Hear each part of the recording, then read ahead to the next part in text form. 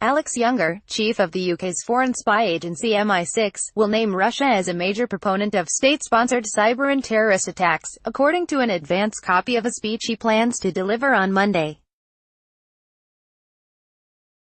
He will warn the Kremlin not to underestimate Britain's determination and capabilities, after Russian President Vladimir Putin sought to melt at least a layer of diplomatic frost at the Group of 20 meeting in Argentina by praising Britain as an important partner.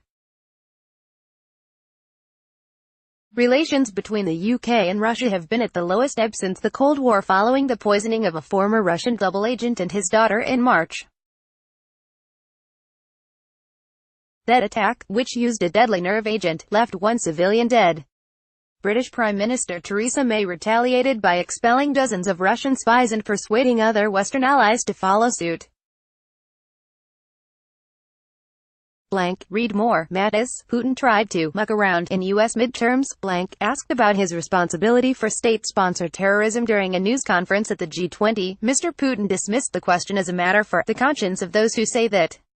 Of the UK, he added, "I hope that someday, and I proceed from the assumption that this must happen as soon as possible, we can overcome the difficulty in our relations," making only his second public speech as head of MI6, which he has led for 4 years. Mr. Younger is expected to highlight how the UK faces adversaries who regard themselves as being in a state of perpetual confrontation, using a hybrid mix of traditional spycraft and modern cyber-based approaches, such as Twitter bots and the spread of fake news online to exploit ambiguity.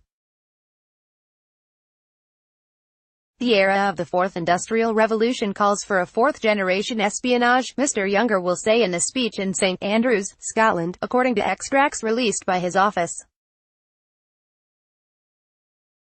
Fusing our traditional human skills with accelerated innovation, new partnerships and a mindset that mobilizes diversity and empowers the young. Following the poisoning in Salisbury, southern England, the British police and spy agencies have repeatedly highlighted how they follow due legal process.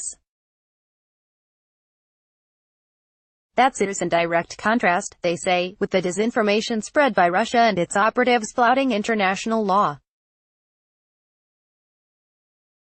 British lawmakers expressed incredulity and disbelief when 2 Russians identified by British police as the suspects in the poisoning case appeared on the Russian state-funded TV station RT in September to claim they had merely been sightseeing in the historic city.